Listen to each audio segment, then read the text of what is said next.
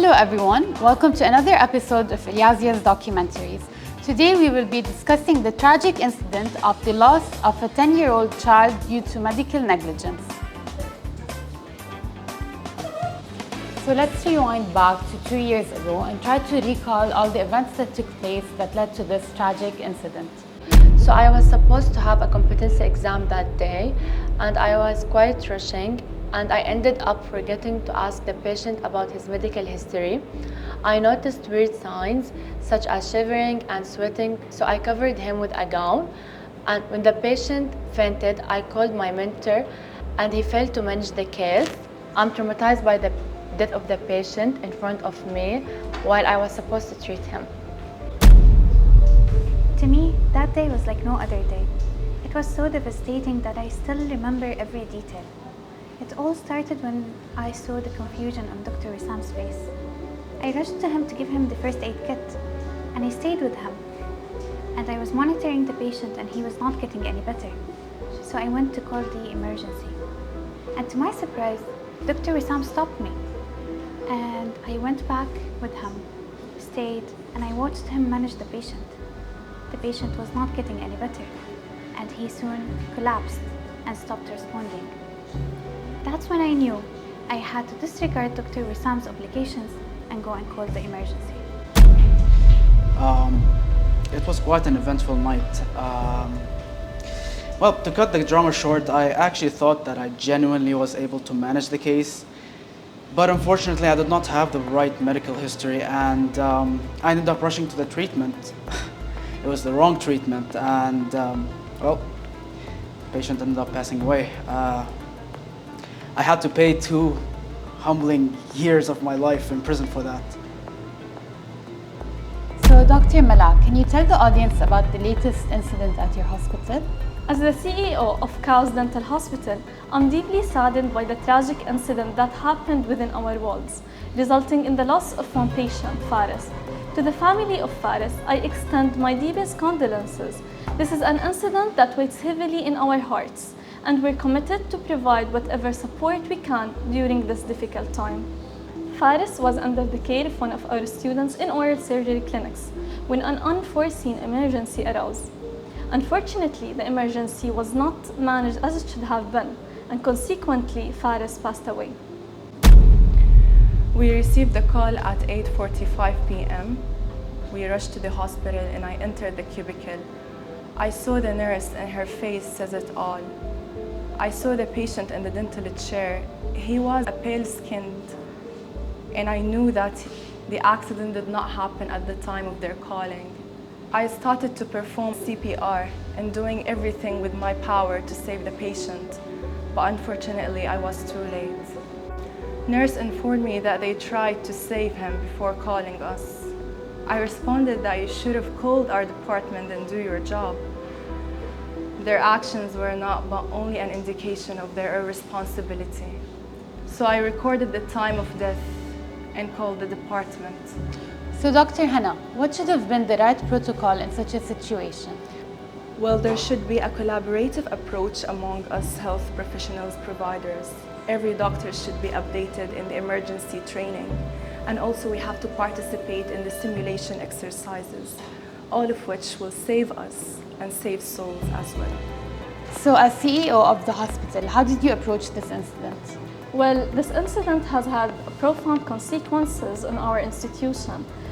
Cow's Dental Hospital has received the legal repercussions, and the mentor responsible for overseeing the student in question has received the appropriate punishment. And now, with our forensic pathologist, Dr. Sarah, who will be revealing the scientific cause of death for the patient. Certainly, post-mortem examination and forensic analysis have revealed a set of tragic events that led to the death of our patient. A very important key factor is hypoglycemia, which is an abnormally low level of blood glucose. Upon examination of the patient's medical history, it was clear to us that the patient is a diabetic and was on medications to control his blood glucose. Also, our forensic team have revealed that he was on an abnormal diet, he had missed meals, and was not on regular medication. Upon external examination, no signs of trauma or abuse were evident. However, upon examination of the internal organs, particularly the liver, there was an evidence of glycogen depletion. This have revealed that the cause of death was hypoglycemia due to the prolonged low level of blood glucose. Can you give us some insight and background information about the patient? Yes, so the patient was 10 years old, was type 1 diabetic, used to do insulin injections about 3 to 4 times per day. Now, because of hypoglycemia, insufficient blood glucose was delivered to the brain, thus neurological signs such as dizziness, confusion, tremors, ultimately led to syncope. Due to the timely lack of intervention, the patient was unable to regain consciousness, thus leading to a fatal outcome. And now, with our legal representative, the General Attorney Mimi, who will be sharing the legal point of view on this case. So we're all wondering, what was the appropriate legal punishment for the mentor involved? The situation at hand is quite intricate, requiring involvement of multiple professionals for a thorough analysis and investigation, particularly given its medical nature. Based on available evidence, Dr. Wissam, the mentor, has been found guilty for violating Federal Law Number 4 of 2016. The charges against him include a medical negligence, as he neglected to respond for the students' calls for assistance, mismanaged the case, failed to take appropriate precautions for the timely emergency response, and even fled the crime scene.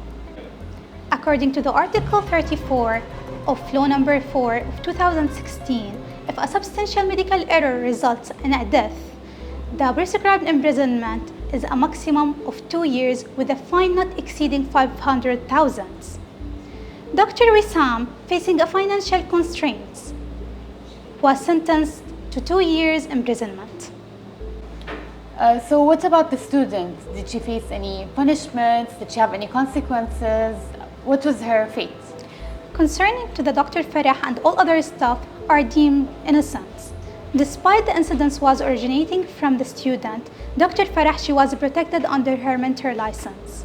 However, she received a warning from the university and she was prohibited from registering the upcoming semesters or attending the clinics due to violation of her medical oath.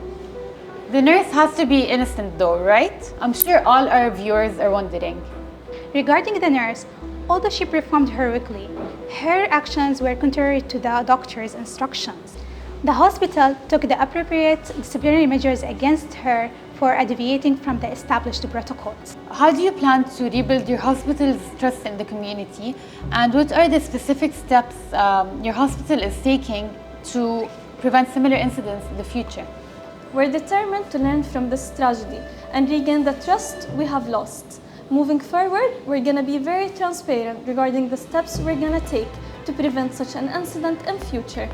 I want to assure our community that we're working tirelessly to address the shortcomings that have led to this tragedy. Your safety and well-being remain our top priority. So we heard rumors that you ran away and fled the site. Can you confirm this? No, I was there till the end. Isn't that you?